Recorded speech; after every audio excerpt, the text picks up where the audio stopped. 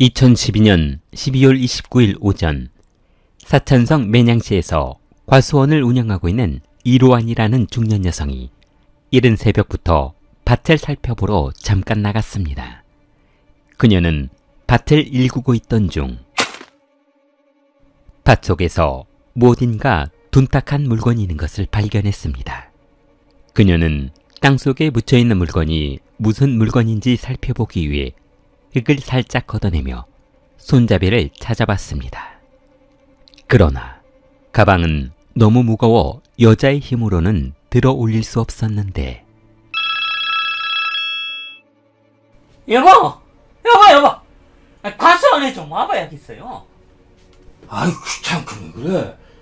당신 알아서 해. 밭에 검은색 가방이 하나 붙어있다고요. 그런데 가방에 자물쇠가 들어있어요. 이 안에 돈이라도 들어있는 거 아니에요? 남편은 아내가 돈이라는 말을 하자 벌떡 일어나 자전거를 타고 과수원으로 달려갔습니다. 남편이 도착하고 묻혀있던 검은색 여행용 가방을 꺼내 지퍼를 열어보자. 아이고 머니나. 이거 뭐야? 아이고 사람 아니야? 로안이 발견한 가방 안에는 토막난 여성의 시체가 담겨져 있었습니다. 부부는 누가 왜 자신들의 과수원에 이런 흉측한 물건을 묻어두었는지 이해가 되지 않았습니다. 과수원이 도로변에서 가까워서 그런 것인지 온한 관계가 있어서 그런 것인지는 알 수 없는 노릇이었습니다. 부부는 너무 놀라 곧바로 경찰에 신고했고 현장에 출동한 경찰은 과수원 부부에게 가방을 발견한 경위를 물었는데 그럼 밭에 물건이 있는 줄은 어떻게 알게 된 겁니까? 이제 새벽에 일 나왔다 그랬다니까요. 남편분요? 남편분이 직접 가방 열어봤다고 하지 않았어요? 아이씨, 내가 뭐하러 그 가방을 왜 열어봐가지고 그냥 바로 신고를 하는 건데 말이에요. 아이고 놀래라. 아직도 심장이 벌렁벌렁하다니까. 뭐 미리 알고 계셨던 건 아니고요? 이 사람이 이게 무슨 소리 하는 거야? 나는 그냥 가방이 땅속에 파묻혀있길래 뭔가 하고 꺼내봤을 뿐이라고. 그런데 그 안에 고기 덩어리가 들어있더라고. 그게 사람일 줄은 생각지도 못했지. 바지에 오줌을 찔 뻔했다고. 경찰이 여행용 가방을 열어보자 두 다리가 하얀색 운동화끈으로 묶여 있었습니다. 그런데 이상하게도 그 안에는 여성의 것으로 보이는 다리만 들어있고 다른 부위는 담아있지 않았습니다. 경찰은 살인범이 시신을 과수원에 유기한 것으로 보아 초범이거나 이 지역에 대해서 잘 모르고 땅에 묻은 것으로 생각했습니다. 경찰은 분명 시신을 유기한 과수원 주위에 또 다른 시신의 부위가 있을 것으로 확신하고 경찰견을 투입해 산속이며 방죽을 조사해 보기로 했습니다. 그러자 수색이 시작된 지 얼마 지나지 않아 시신이 발견된 곳에서 약 200m 떨어진 방죽 속에서 여성의 몸통이 들어있는 또 다른 가방 하나를 발견했습니다. 그런데 그 가방 바깥쪽에 다수의 혈흔이 발견되었으나 안쪽에는 혈흔이 남아있지 않아 범행을 저지른 사람이 초범이라는 확신이 있었습니다. 과학수사대는 사망한 고인이 30에서 40대 여성이며 키는 1m 60 정도 될 것이라고 했습니다. 경찰이 과수원 주위에 있는 마을을 상대로 실종자가 있는지 조사해 보았으나 아무런 연락이 없자 실종 신고가 접수되기만을 기다렸습니다.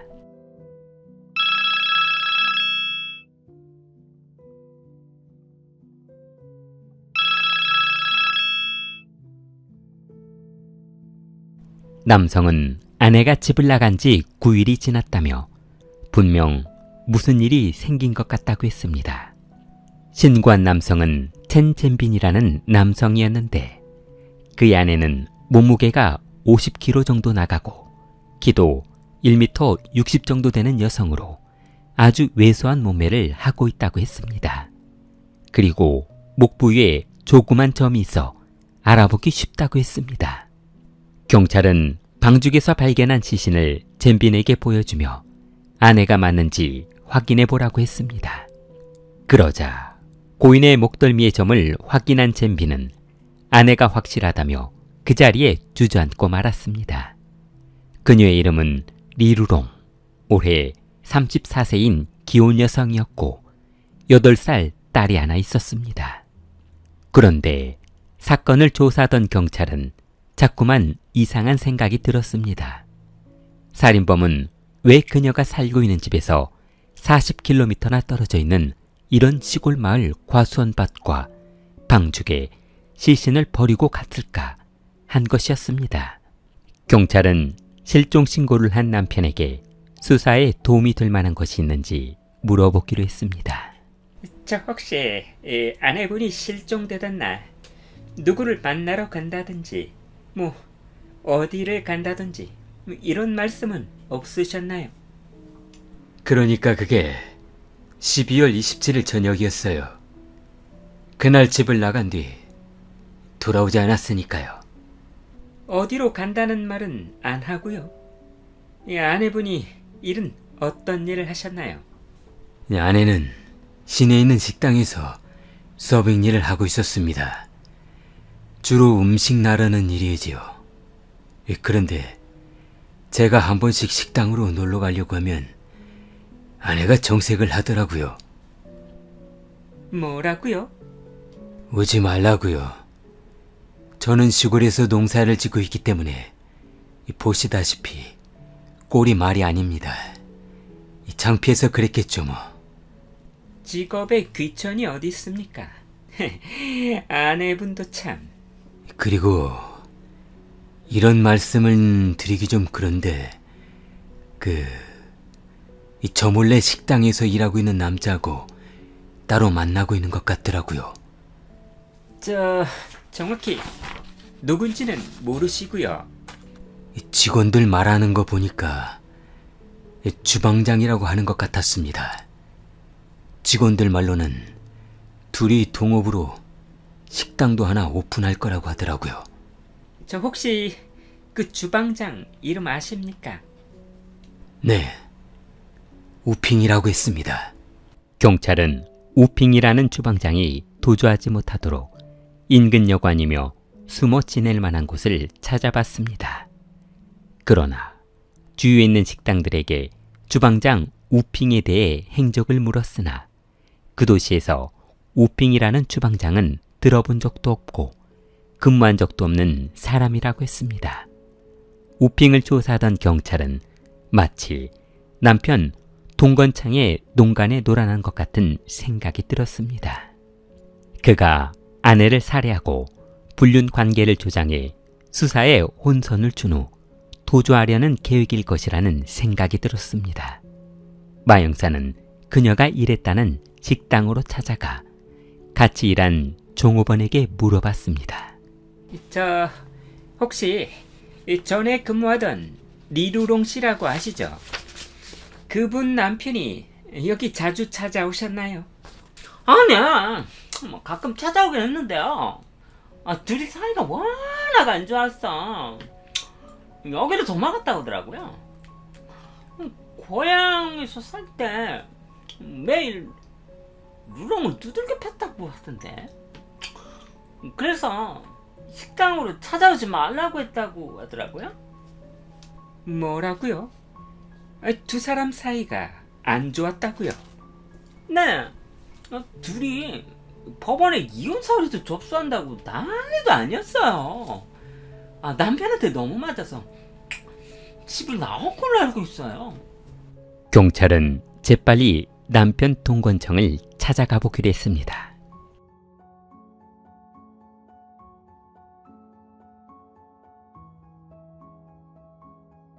경찰이 동건청을 조사하던 중 그의 가족들의 주거지를 살펴봤습니다.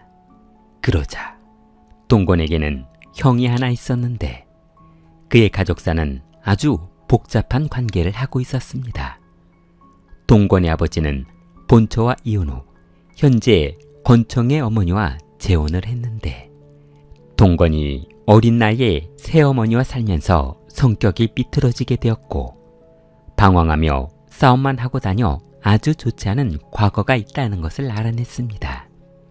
아버지가 돌아가시자 새어머니는 돈을 받고 건광을 다른 집으로 입양 보내기를 2번씩이나 하며 그의 증오심이 커지게 했습니다.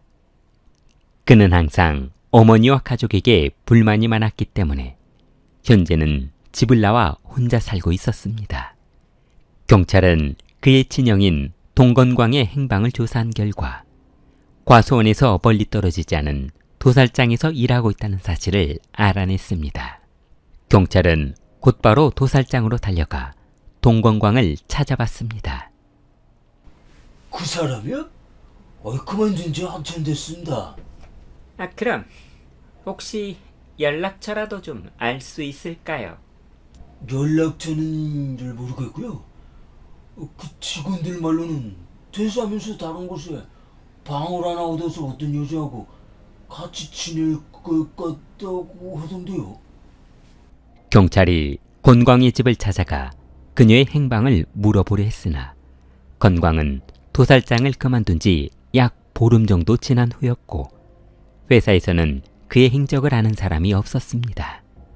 경찰은 어렵게 그가 임대했다는 아파트로 찾아가 봤는데 그는 이미 집을 정리하고 떠난 후였고 집안에는 아무런 물건도 남아있지 않았습니다. 그런데 집안을 둘러보던 경찰은 화장실과 주방에서 사람의 것으로 보이는 혈흔을 발견했습니다. 혈흔을 유전자 검사한 결과 시신으로 발견된 루롱의 유전자와 일치했습니다. 그리고 주방에 버려진 식칼 자루에서도 추가로 루롱의 혈흔이 발견되었습니다. 그렇다면 루롱을 살해한 살인범은 남편도 아니고 주방장 우영도 아닌 남편의 형인 동건광일 가능성이 높아졌습니다. 경찰은 곧바로 그를 수배에 검거하기로 했습니다. 건광은 30대이지만 교도소에서 18년을 보낸 중범죄를 저지른 아주 위험한 자였습니다. 한마디로 인생의 절반을 교도소에서 지낸 인간이었습니다. 경찰은 인근 지역 모텔과 호텔에 전단지를 뿌려 그가 숨어있을 곳을 찾아내보기로 했습니다. 얼마 후 인근 모텔에서 사진에서 본 남성이 묵고 있다며 신고 전화를 했고 경찰 특공대가 출동해 그를 검거했습니다.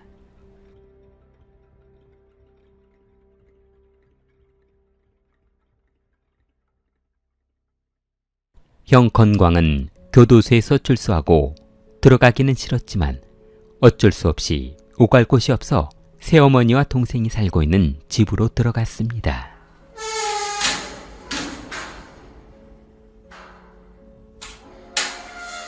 어머니! 어머니! 저 왔어요! 어머니는 현관문 틈으로 건광을 바라보며 기분 나쁜 말투로 왔구나. 그래, 고생 많았다.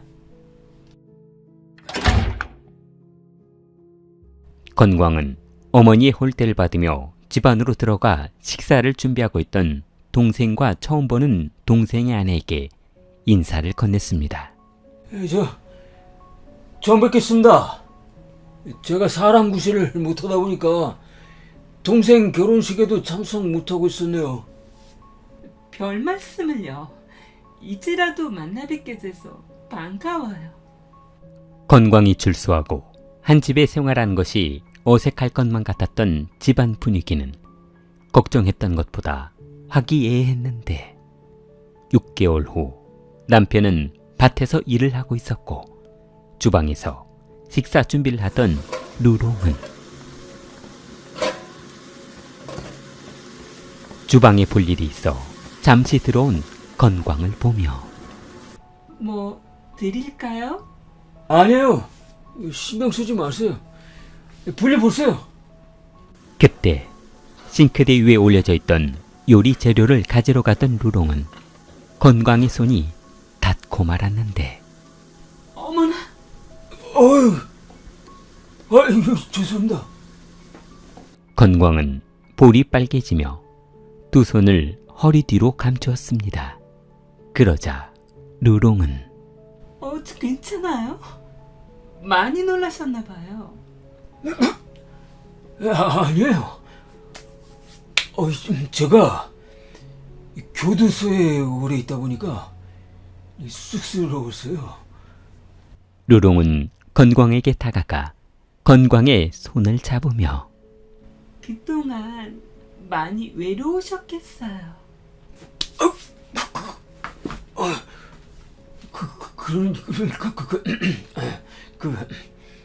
그동안 지켜봤는데요. 너무 믿음직스러우세요. 외로우시면 시간 되실 때 시내에서 한번 뵐까요? 네? 그게 무슨 말씀인지. 이렇게 눈치가 없으셔서 어떻게 연애를 하신대요? 그러지 마시고 내일 저녁에 시내에서 만나요. 아니, 그래도 약속 장소는 따로 알려드릴게요. 건광은 생각지도 못한 동생의 아내가 유혹해오자 너무 당황해 거절도 승인도 하지 못한 채 미적거리고 있었습니다. 방으로 돌아온 건광은 이게 무슨 경우야? 재수 씨가 왜 저러는 거지? 아니, 그래도 막말로 저놈이 내 친동생도 아니고 어머니 배달한 형제인데, 그렇다고. 아니야. 가만있어 봐. 그리고 내가 교도소에서 개고생할 동안 손해본 걸 생각하면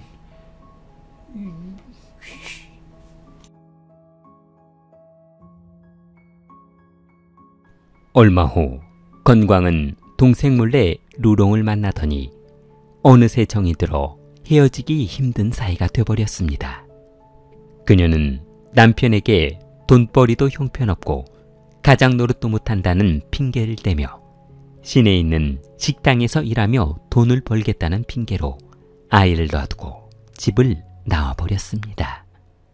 두 사람은 건광이 미리 알아본 원룸을 계약하기 위해 방문했는데 경찰이 찾아가던 날 집주인은 그날 임대를 얻으러 온 연인을 기억하고 있었습니다. 자기야, 그냥 여기로 하자. 우리 뭐 잠깐 있다가 좋은 아파트로 나갈 거잖아. 그래도 우리 이쁜이하고 같이 살 건데 기왕이면 좋은 집 얻어야지. 허접한 데 얻으면 되나? 아주머니는 속마음으로 그냥 아주 욕값 달고 지랄하려고 있구만. 딱 봐도 통과하려고 하는 것 같은데. 아줌마, 뭐라고요? 아이고. 아니에요. 이런 주책을 받나? 속마음에 있던 말을 해버렸네, 그래. 두 사람 부부인가 봐요? 네? 네? 뭐 어째 대답하는 게 시원찮은 게 부부가 아닌가? 아이고만이나. 이거 내가 주책 먹겠다 쓸데없는 걸 물어봤네. 아니에요. 루롱은 건광이 자신을 아내라고 말하자 그를 물끄러미 바라보았는데 그러지. 이게 말 잘못했다가 칼빵 맞을 뻔했네, 그랴. 두 사람은 그렇게 임대 아파트를 얻어 신혼 분위기를 내며 생활하고 있었습니다. 루롱이 식당 일을 마치고 돌아오면 도살장에서 퇴근한 건광이 집으로 돌아와 두 사람은 어느 누구 눈치를 보지 않고 뜨거운 밤을 보낼 수 있었습니다. 루롱의 남편은 임대 아파트에서 아주 멀리 떨어진 시골에서 농사를 짓고 있어 그녀가 어디에 살고 있는지 누구와 살고 있는지는 꿈에도 모르고 있었습니다. 그렇게 두 사람의 동거가 시작된 지 1개월 정도가 지날 무렵 퇴근하고 돌아오던 건광은 집안을 보며 깜짝 놀랐습니다. 누구신지? 자기야, 인사해. 여기는 그냥 내 남자친구. 자기도 인사해. 저기는 나랑 동거하고 있는 애인. 뭐야, 이 어색한 분위기는. 우리 그러지 말고 저녁이나 만들어 먹자. 건광은 자신이 임대한 집에 낯선 남자를 데리고 들어온 그녀를 이해할 수 없어 그녀의 한쪽 팔을 잡고 주방 쪽으로 끌고 들어가며 야, 이게 뭐하는 짓이야? 저 남자는 또 뭐고? 지금 나하고 같이 살 생각이 있기는 한 거야? 루롱은 건광의 팔을 뿌리치며 이거 놔. 아프단 말이야. 아니, 내가 꼭 자기하고 결혼해야 한다는 법이라도 있어? 좀 만나보겠다 이거지. 막 결혼식 올리고 그러고 살자 이건 아니잖아. 아니 그게 지금 무슨 말이야? 나를 유혹한 건 당신이잖아. 누구 때문에 우리 집안이 이 꼴이 됐는데, 너 때문에 동생 버리고 당신을 사랑하게 됐는데, 당신이 먼저 나를 유혹했잖아. 두 사람의 목소리가 커지자 거실 한쪽에 있던 주방장 우영은 자리가 불편하다며 다음 기회에 다시 방문하겠다는 말을 남기고 나가버렸습니다. 루롱은 집을 나가는 우영을 보며 자기야, 자기 뭔가 오해가 있는데. 자기야. 우영이 집을 나가버리자 루롱은 잔뜩 화가 났는데 이게 뭐하는 짓이야? 야, 그러면 너는 뭐하는 짓인데? 아니, 이 사내 녀석이 그렇게 속이 좁아가지고. 너 그럴 바에 헤어지자. 그만 만나자고. 뭐? 이제 와서 헤어지자고?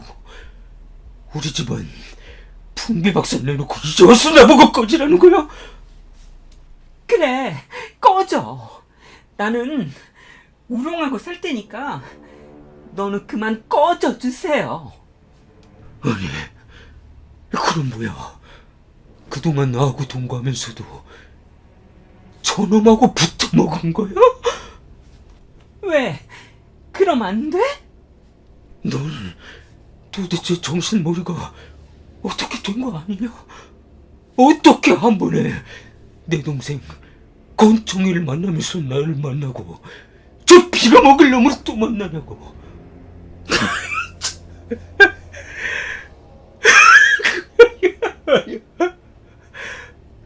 기가 막혀서 말이 안 나온다. 이제라도 알았으면 다행이네. 그럼 나는 이제 당신이 말한 대로 꺼져줄 테니까 혼자 잘 살아봐. 루롱이 집을 나가려 여행용 가방에 옷이며 화장품을 쓸어 담자 또다시 혼자 남을 것이 두려웠던 건광은 이게 부자부자하니까. 건광은 집안을 둘러보더니 신발장에 걸어놓았던 하얀색 운동화끈이 눈에 띄었습니다. 그는 운동화끈을 가져와 두 손으로 맞잡은 뒤 그녀의 목을 조였습니다. 뭐? 너 지금 뭐라고 지불했어? 다시 말해봐. 다시 말해보라고.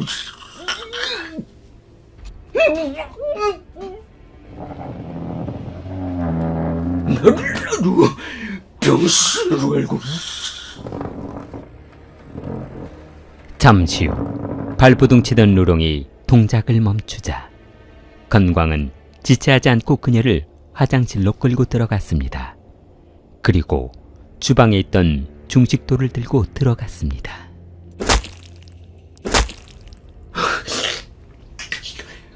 여기 영양 가방이 어디더라?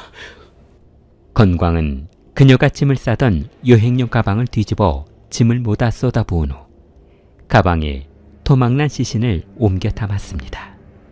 그리고 이것들을 주인어야. 건광은 그녀의 목을 졸랐던 하얀색 운동화끈으로 토막난 덩어리들을 묶었습니다. 건광은 검거된 후 경찰의 조사에 모든 범행을 인정했고 한순간의 잘못된 선택으로 동생에게 되돌릴 수 없는 상처를 주었다며 지난 과거를 후회했습니다. 사천성 법원은 동건광에게 사형을 선고했습니다. 길리를 사랑하는 마음을 좋아요와 구독으로 표현해보세요. 길리였습니다.